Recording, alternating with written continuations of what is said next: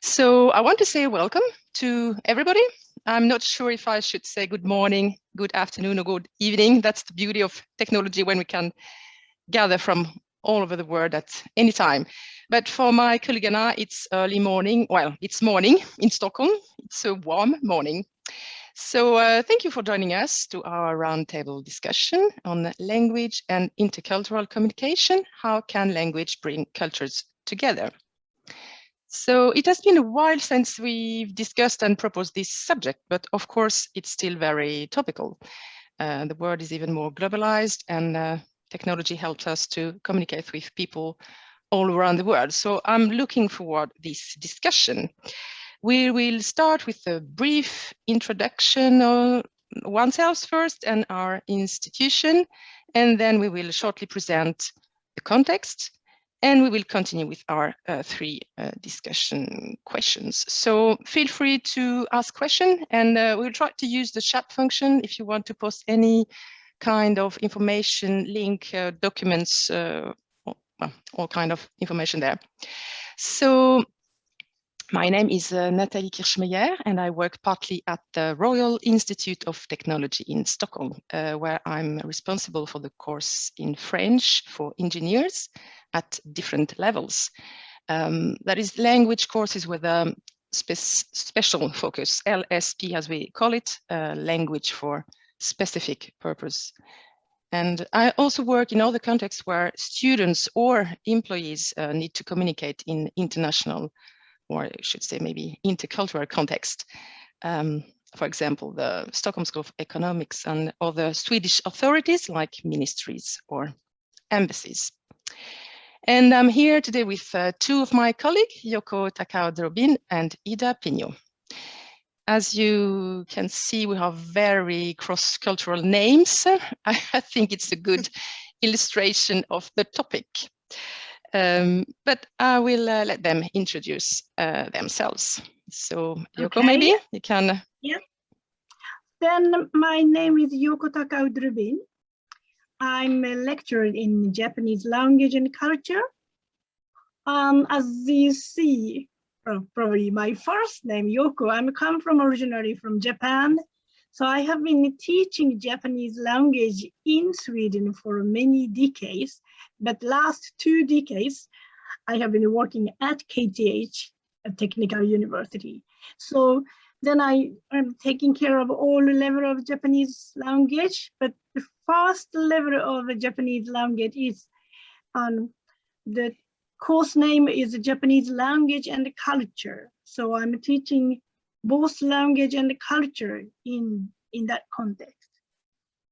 And I, together with Nathalie and Ida, who will present herself later, that we have just started with this project to just work on the language and communication in intercultural context. So now is your turn, Ida? Yes, so my name is Ida Pinho, and when Yoko, you talked about your name, so I will just say briefly that my last name is then Portuguese. So I'm Swedish, but my husband is Portuguese. So we got quite a mixture here between us or among us. I'm a lecturer in engineering communication. I teach written production and oral production and visual production for the engineering students. And I'm working at all the schools as we have at KTH on a lot of programs. I'm also coordinating the Center for Academic Writing and Rhetoric, where we give service to the students, to all the students at KTH. And we also have workshops and seminars and tutor students in groups or individually. And I've got a background in translation and linguistics mainly.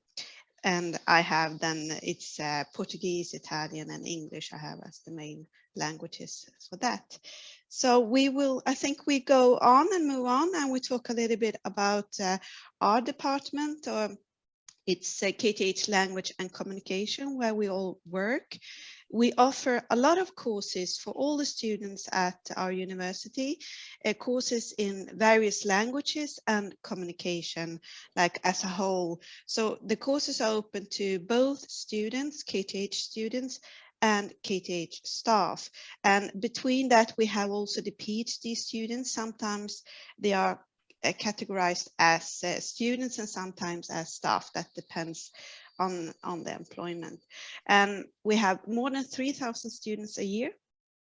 We have language courses for engineers in 8 different languages, from beginner to advanced levels. And when it comes to the communication part, we teach rhetoric, scientific writing, and we also have some other courses like visual communication and communicating for research or for publishing, and a little bit more. We also serve the students when it comes to different activities to support internationalization, and also for all the students to communicate well. And as I mentioned before, we have the Center for Academic Writing and Rhetoric. We have a language cafe that Yoko is responsible for, Language Tandem, and we are also part of the KTH Language Committee and are a part of writing the KTH language policy, which we're using a lot for our courses and for other research. And we do research in engineering communication. So that's briefly what we do. Okay, thank you, Ida. Then I just start to explain what kind of background we just started this project. So today's globalized world demands very much about successful communication with diversity of people from different fields of the subject or different culture, different backgrounds. And this kind of intercultural competencies is increasing as recognized much more than like essential skill, soft skill, sometimes colored generic skills. And these skills are probably more demanded for our students who are a future engineer, who are supposed to work on a global or international company or community. So that's the reason we just started this kind of things, because the benefit of language learning in the acquisition of intercultural communication skill for our student is bigger and more complex. And under that circumstances, we as the KTH has started to have 2 symposiums before, 2018 and 2019, together with partner university which KTH have. And the experiences from these 2 symposiums make this symposium more vivid, and we are now working for probably the 3rd symposium, and for that we thought that this very roundtable discussion is very important to see the necessity of the more comprehensive approach in the field of intercultural communication at technical university. And we who are teachers in language and communication, so we want to share our idea, and we want to get your idea about this very wide and very profound skill, which is called intercultural communication skill. So that's the reason we just started that. And thereafter, we just make that these 3 questions we want to discuss today with you. And I think because we are not more than 11 people, and probably we have 2 people who are helping us from committee from the conference, otherwise we are about 9 persons. I think we just think so is it okay we just ask you to just make yourself a very short presentation from which university you're coming from, which country, what are your most interest? Is it okay? We just have some short round. We have already introduced ourselves. So can I ask Karl-Johan, can you present yourself very shortly? Yes, I'll try. So my name is Karl-Johan, and I'm from Sweden, from Chalmers University of Technology in Gothenburg. And I work with very similar things as you do, with the Department for Communication and Learning in Science. So I work with academic and technical communication in different ways in the programs. Thank you. Thank and you. Then, the next is Kuiping. Yeah, good morning. Yeah, I'm in the Netherlands. So I come from the Eindhoven University of Technology. And I'm not a teacher, but I'm a postdoc researcher in the topic of the internationalization of the TOE. So this is also my interest. Thank you very much. And Elisabeth Keller. Good morning, everybody. Sorry, there is something wrong with my camera that is not working, but I used to work with Yoko, so I'm very much interested in the topic. So I'm also a colleague from KTH. Okay, thank you very much, Elizabeth. And now the next person is Huayna Shindi Chow. Sorry, my pronunciation. Hi, everyone. I'm Cindy Chow from Fengjia University, Taiwan. And I'm also teaching ESP to engineering students, especially for their English as a foreign language.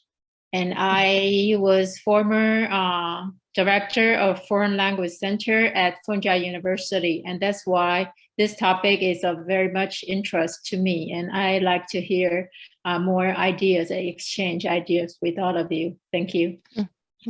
Thank you very much. And the last not least is Mirit. Sorry for my experience. Sorry. It's okay. It's okay. Mirit Sisser. Hi. I'm also a colleague from KTH. I'm a librarian, so I work quite a lot with Ida, actually.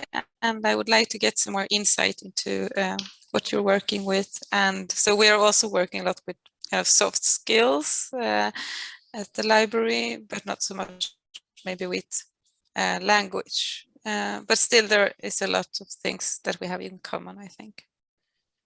Thank you very much. So then, yeah, if I just can say something, the word soft skills would be interesting to discuss as well. What is soft skills? But maybe we will come back to that. There's not one definition. Okay, so now we just go into the main part, the discussion, and we have divided each question have each of us who are in charge. So first question is Natalie, so please start. Yeah, thank you, Yoko. And as Yoko said, we'd like to see this question as some kind of starting point, of course, for discussion, exchanging ideas and best practice maybe. So it's not like we have answers to all those questions like that. But so the first question, how do we bring awareness of intercultural and cross-cultural dimension for collaborating effectively in a global context? Maybe it's a more general question, and we would like to explain how we use the terminology. As you can see intercultural and cross-cultural, and you also find multicultural in the literature, depending on the context or the approach, if it's a linguistic approach or a more holistic one. So how we describe it, if we use the term intercultural, for us, it's to describe a more general context where people from different background cultures meet and are engaged in communication. While cross-cultural is about creating some kind of third place, a place where we meet, a place where the communication actually takes place. So it's not like I come with my background and culture and you come with your culture and background, but we we negotiate, try to find a common space, where we share values, maybe. So of course, language and culture can't be dissociated, but it's not a one-to-one relation. It's not one culture is equal to a language or vice versa. It's more intricate, of course. And at the same time, culture is not a static construction. It's constantly on the move. So it's a way of sharing values. There are different layers of culture, from the broad cultures. Maybe we could say the European culture or the academic culture. And we can go deeper down to smaller cultures, maybe a company culture, or even smaller cultures. Well, it could be a family culture or something like that.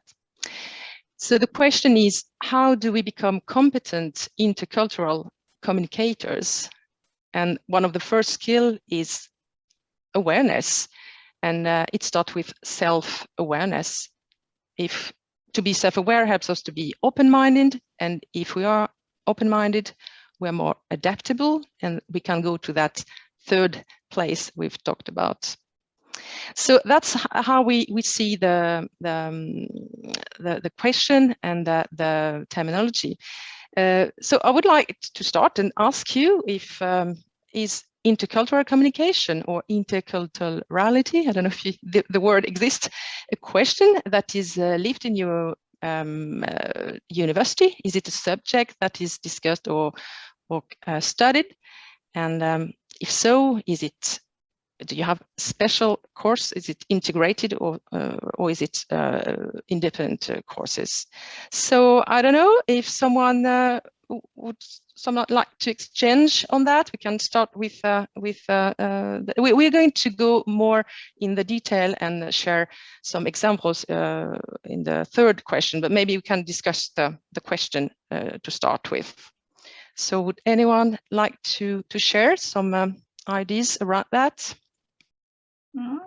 I see that Carl-Johan unmuted himself, so maybe you can start. And Cindy as well, yeah. Yeah. I can start. Yes, it's very much a topic of great interest. What we have, we do have some elective courses, but what we've seen is that there's very little interest for them. So that has been sort of a surprise, because many people talk about it, but then when it comes to actually taking such a course, we get very few. So instead, what we do is that we have integrated parts in subject courses where we deal with intercultural communication, and especially then at the master's level, where we have many students from different countries joining in. So that's basically our approach right now. Yeah, so when you say it's integrated in subject courses, that is, could you give an example? So, for instance, you know, a project course where students have a project in mechanical engineering or wherever. We also work with the intercultural questions in teamwork, etc. And this lack of interest, as you said, do you think it's related to the number of courses that students have? It's quite high, loud of, or maybe. Yeah, I think so. Too much to take another course. I mean.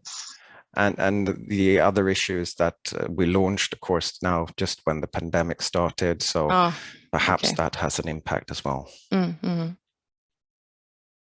Yeah. Okay. Thank you. And Cindy, you wanted to say something, maybe? Yeah. In my freshman English class, right now I'm teaching 4 of them, and they're all from engineering backgrounds. And what happened is our engineering students tend to be kind of, we say, shy in using English as their foreign language, not even their second language. Also, they're lacking of international experience. I'm sure that most of them haven't had any overseas experience. That's why the university is trying very hard to encourage overseas exchange. But students are so afraid and worried about their English abilities, so that not as many as we have expected apply for overseas exchange programs. so that our students are still trying very hard to prepare for their English exams, not for their real life communication needs. That's what I was saying. Yeah. And your courses, the student, is it homogeneous groups, or are there some kind of international students in those groups as well? They're all Taiwanese students in the class, but to enhance their interaction and their exchanges with international students, for example, in this semester, I designed a activity so that for them to sell their creative products, for example, a watch or a robot, to international students. And the evaluation is not made by me, the instructor, but made by the international students. So the rubrics would be that how many products, how many items they would buy as a result of their sales skills, and how much money they are willing to pay if they're satisfied with the presentation of the products or the product themselves. So that there was one activity that we did to hopefully to get them to have these experience even on campus with international students. Interesting activity. Do you have some kind of language cafe or tandem activities? Yeah, that they could interact with other students? You mean language on campus corners? Yeah, maybe you can call that. Yeah, coffee is very important in Sweden, so we have coffee everywhere. So it's language could be anything else. Language cafe or language corners. So we do have English corners. We also have corners for more than 5 languages, including Thai, Malay, Indonesia, and so Japanese, Korean, and so on. Okay. Yes. Would someone else like to? Quipping, maybe you have. Yeah, I can share a little bit because I'm not a teacher, so I will try my best to introduce the situation in the Technology University of Eindhoven here. For the formal course, I think we do have the elective intercultural communication course for the master students. And I read something like they just go in for that course and for fun or for something. Because it's not like the subject background knowledge. So they do have a lot of activities or something designed for that course. So students were quite happy. And on the other hand, for the informal course in this campus, we do have something like the diversity week at the beginning. No, it's in the late August to welcome. I'm sorry, I didn't hear. It's diversity. What did you say? I didn't get. It's diversity week. Can you hear me? Yeah. No, it's just yeah.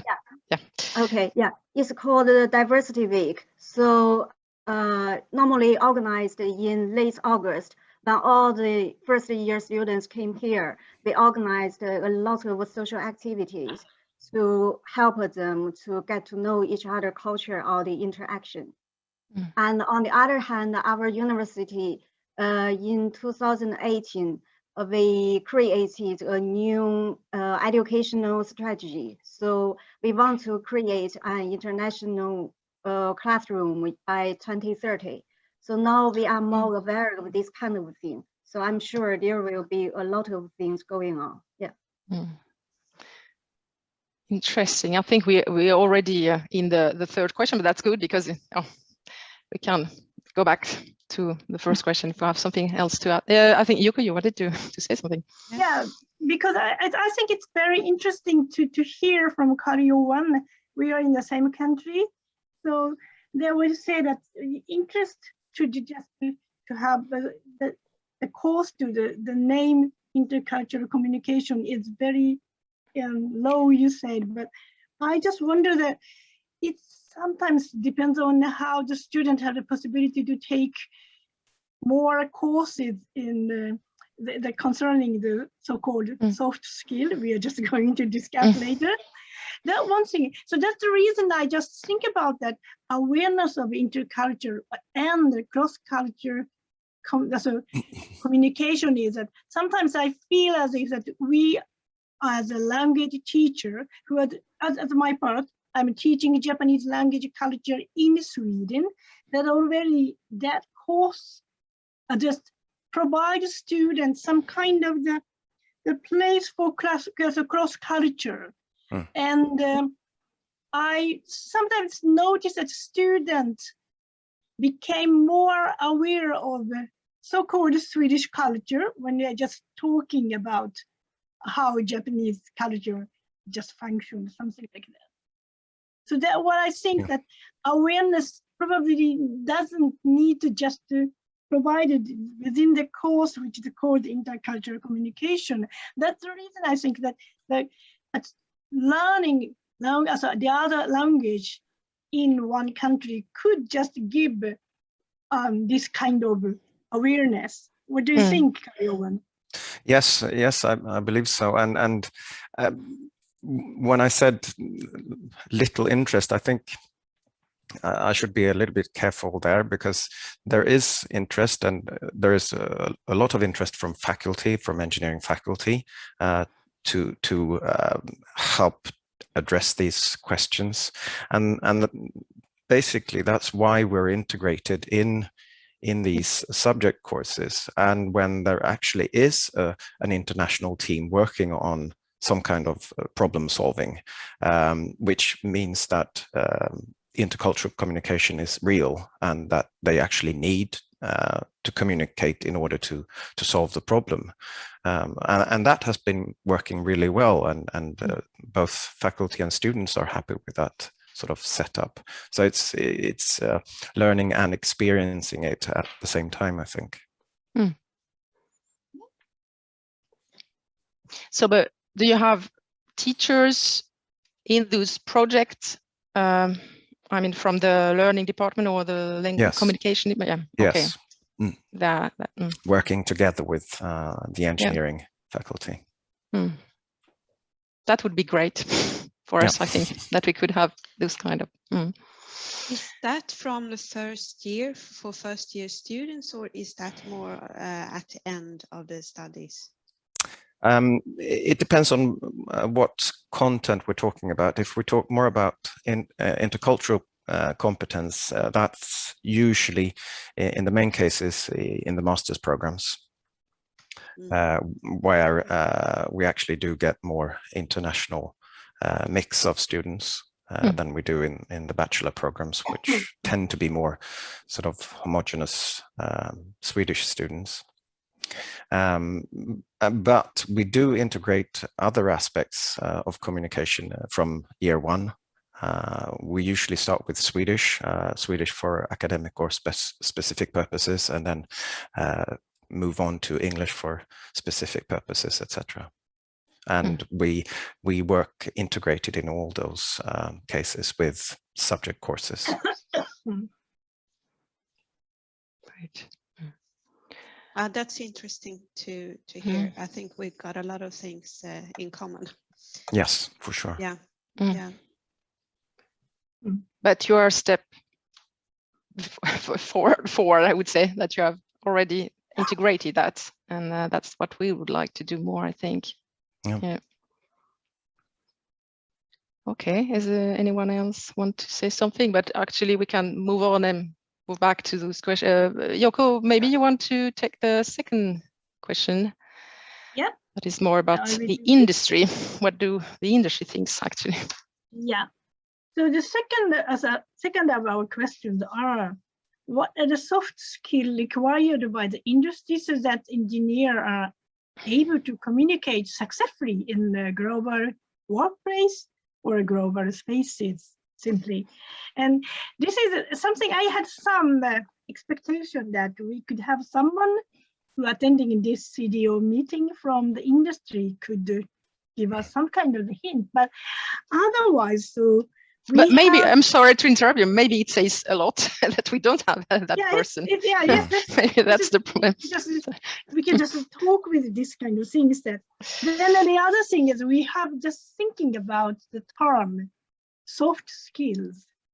What is soft? And this could be interesting because we probably in Sweden, we might share that term soft skill, but what example for how is the other part of the world, like who are just coming from other place like Cindy or Creeping, but probably if even you are just in Holland now, so you have 2 countries too. So is the term soft skill quite available for everywhere?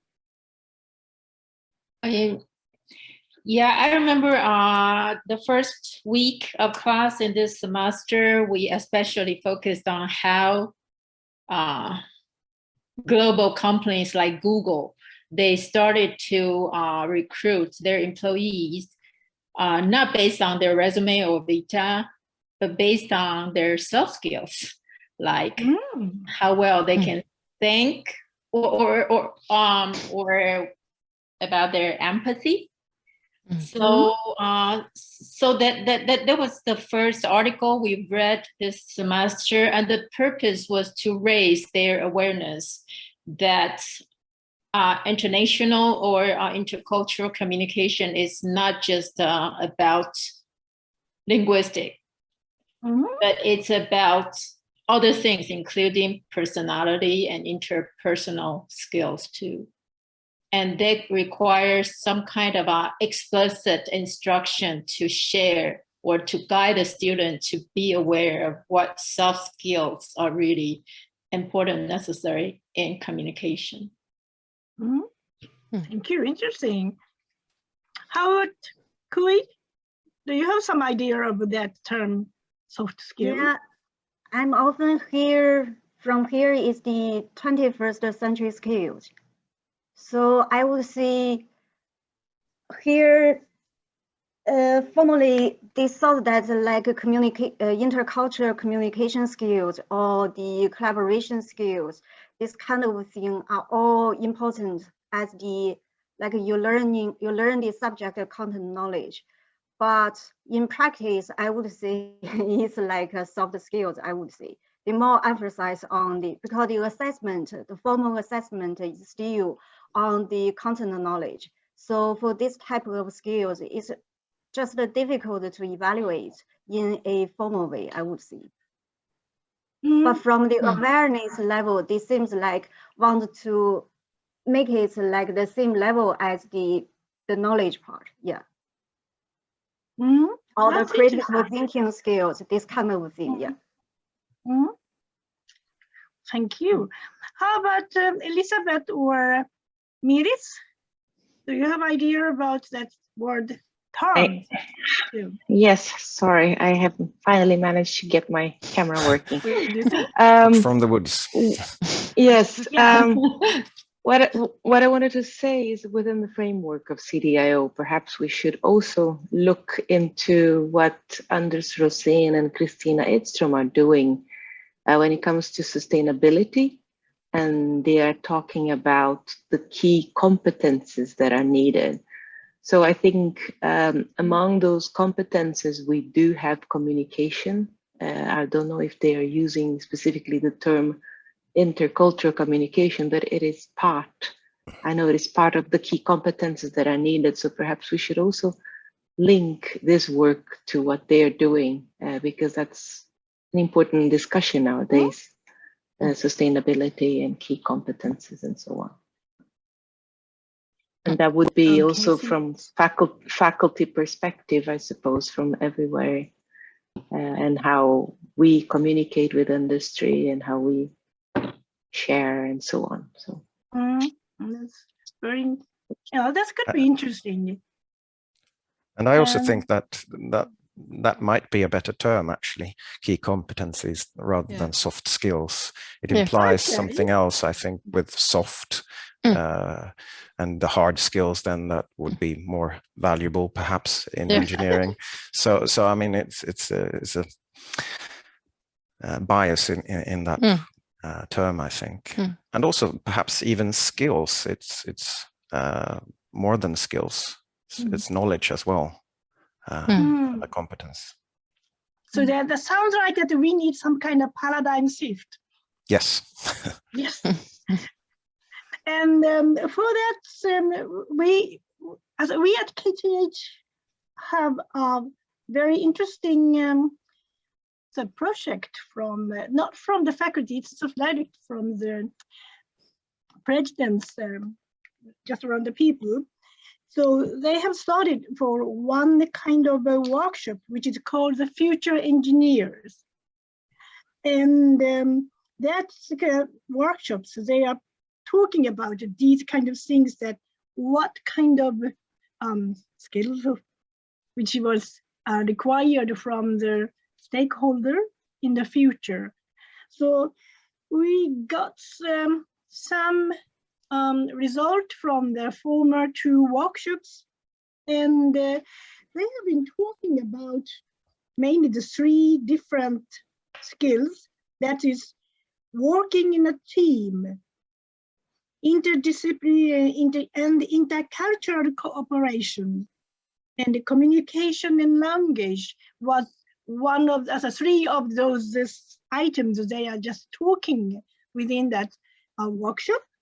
And it will be very interesting to tell you that we are now invited to join their workshop for the last 2 coming 2 workshops in the autumn term. So it will be very interesting that we just can bring the result of this roundtable discussion to that workshops. And as Elizabeth hinted, that we just come contact with the other people who are just working in these kind of things in the CDIO sphere, and probably bring back more things. So this is very interesting to see that, so that we can just suggest some kind of a changing of the sphere of what kind of key competencies the future engineers are required. So May what I do you say think? that? Yeah, I'm sorry, please. Yoko. I just Please, wanted to say that talking about soft skills, then in that project you are talking about and telling about, Yoko, they mention generic skills and essential skills. Yeah, so it's very interesting to talk about this terminology and what we actually should strive for to use, and how we should use definitions in the future. It's very interesting to discuss this and maybe move away from soft skills then. As a matter of fact, I like that idea to call it the key competence or something like that. But Mirit, you talked about soft skills as well at the library, isn't it? It's the terminology that you use, or?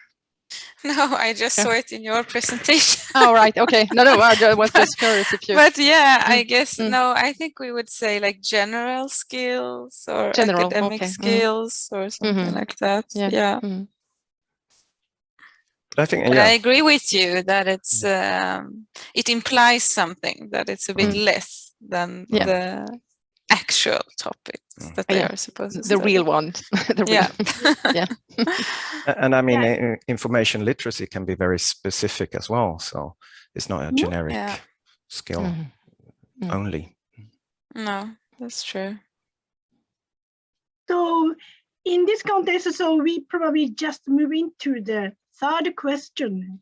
It will Yes. So the 3rd question, we touched upon this. We actually talked about this, but a little bit. But so how can academia meet the desired needs and integrate them into a frame for courses in language and communication for engineers?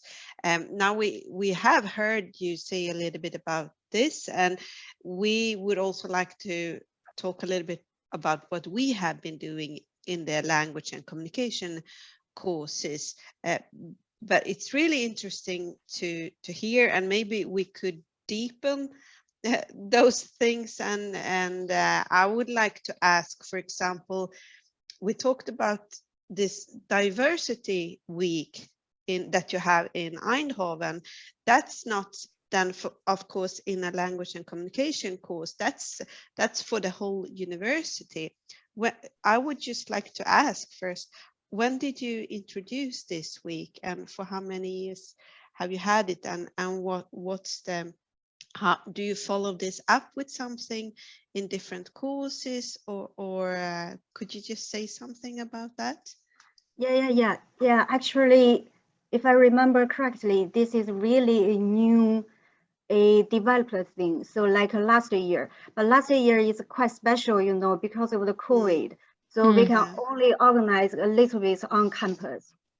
But the basic idea is that the whole week, like 5 days, each day they give a topic. Like maybe on Sunday, it's all about the LGBT. So it's not only about the nationality diversity, it's about all kinds of things. And they try to post this information. There is a special organization called Student. Oh, I couldn't remember the name, but there is a special organization. Their main job is just organizing this type of thing. So they try to approach different student associations and to ask them. And I joined in one online session that's about the intercultural thing. So for instance, they invite several international students who just came here and just ask them to share how do they try to integrate into the culture, those kind of things. And in my memory, there is a Chinese girl. Once she knows she will come to the Netherlands for the master study, during the summer holiday, she just learns the basic Dutch. So when she joined this session to share her story, she can really listen or speak a little bit Dutch already. And for other people, the students, they can just ask questions from her. Yeah. That sounds very nice as well, actually, to have something broader, but then also maybe to pick it up and integrate it, and to do more things on that.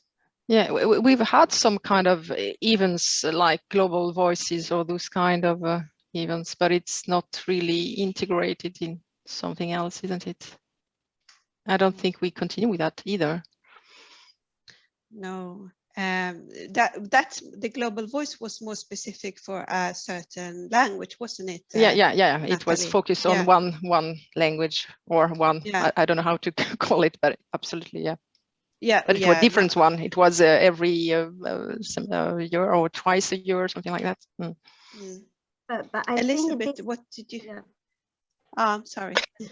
No, since we're talking about integration and how, I think there needs to be more work towards the program directors. You know, it has to come from top management, because I see here that we're mostly teachers, and we have, you know, some work that we do. As you mentioned, we used to have this global week, global voices, but still we don't see changes happening.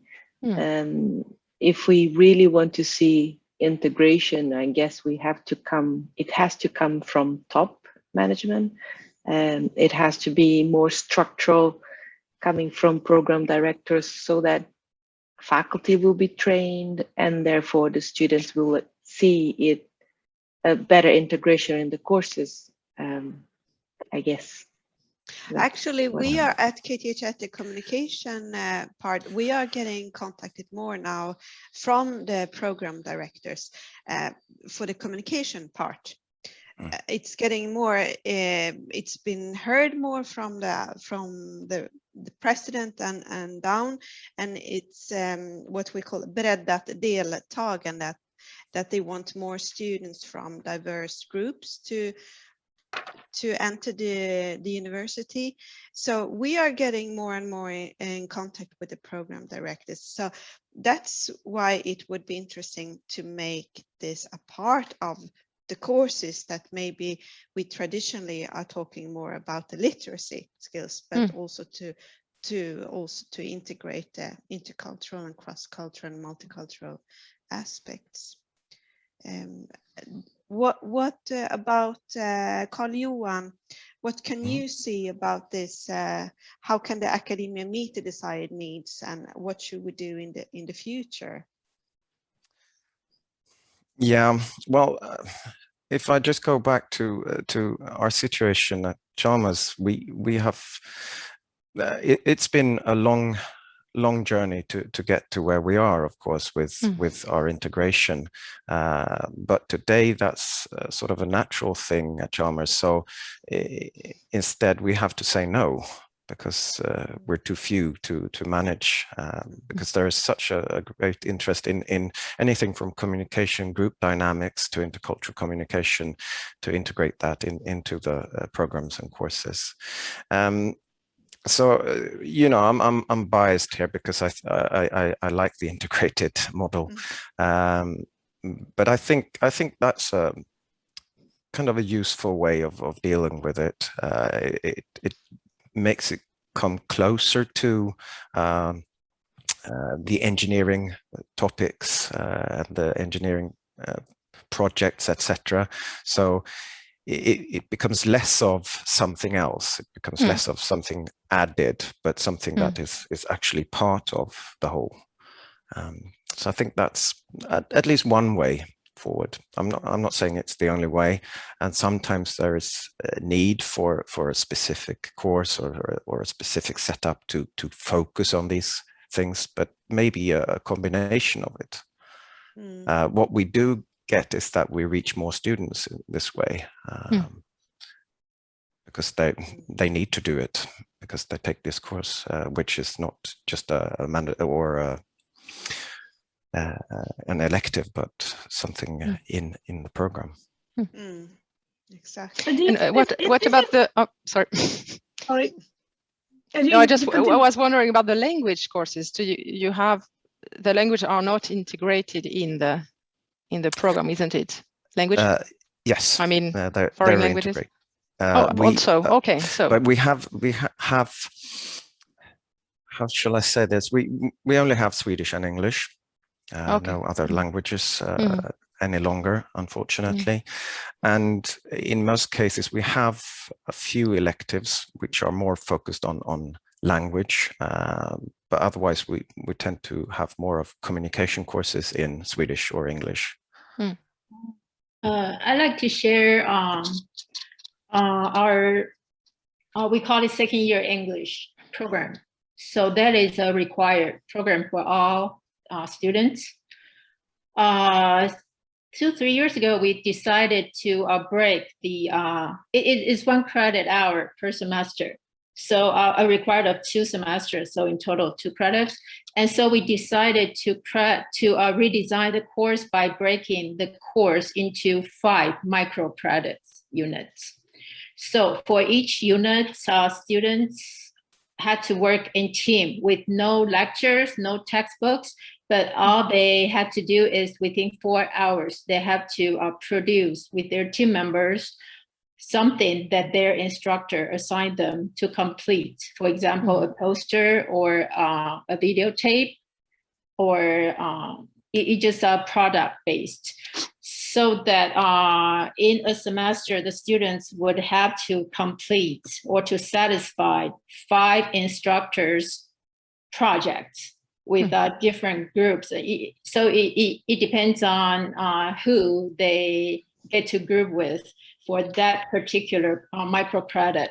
So they are trained to work with students of various fields, also for various projects assigned by their particular instructors. So that's when we started to realize it's important to, on top of the language training, also something else, including working with somebody that you don't know, or working with somebody, for example, not in the fields that you're familiar with, for example, from humanities. So that it has been like 3 years now. And in the first year, we really had a lot of complaints from the students because it's a new course design for us, and especially it's required for graduation. So, but this is the third years, and I think that students have been adapted to taking a class without teachers' lectures, without a textbook, without being sitting there for the hour by listening. So that's how we integrate them in the overall course or curriculum for our second-year English program. I think this is it's interesting to hear that kind of things that just going on in, I don't know if that's the proper expression to say that they're at the down part. So what I'm doing also with my courses to try to connect or get my student corroborated to my Japanese counterpart, and they are doing something. And then as Natalie was doing in a student in France also, that's kind of, I don't know, it's kind of some bottom-up things is coming up. And the things that Elizabeth talked about, those kind of integrated courses, switching things, must have come from the program director or someone who have some kind of right to do a course planning. So that's, if I may call it, then the top down. So I just want to see something, somewhere just we meet to create that, the necessity, also up, that's down, and up, down, that meet somewhere to create the new stage of this kind of integration. That could be very interesting to see in very soon, so we can just make this kind of things possible. Yeah, if I could just add, I just made a comment in the chat about just clarifying a little more what I meant by something coming from the top is, I mean, yeah. as a teacher, when you are building a course, you're designing a course, you start from the intended learning outcomes. And then, for example, I was just thinking about sustainability. A few years ago, we didn't discuss sustainability as much.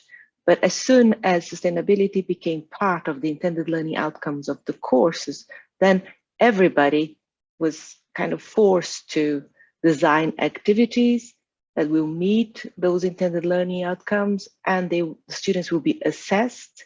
So in that sense, I would say if we start by trying to put interculturality somehow in intended learning outcomes of a few courses in the program, then everybody will start talking more about it, because they will have to design activities, they will have to assess the students, and then it will naturally become more visible, I would say. Yeah, I agree, but it's very difficult because it's very difficult to assess. I would say that it's underlying every language course, isn't it? And if you take more general, we have internationalization. That is one big subject at KTH. So that's the way to go there, isn't it? So it's already there. And I think that, well, okay, we are not on the top maybe, but we can still do things at our levels. No, but I mean, we can.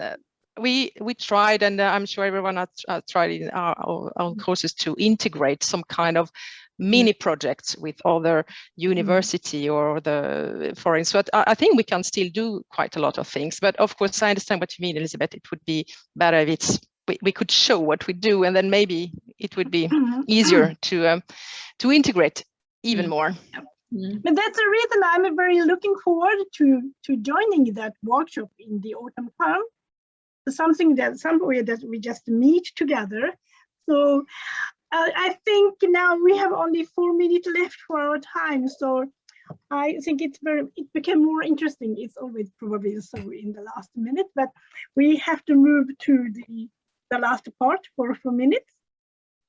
Ida, can you just say that as this summing up is that we had time to write down, but the first question we are talking about, that awareness itself was the first stage, and we just make that awareness more clear. We talk about that, And the second point was we are now probably suggesting that not using the term soft skill and instead to find some other words, key competencies. Sound very nice. And I just call it some kind of the paradigm shift. We just make it sure.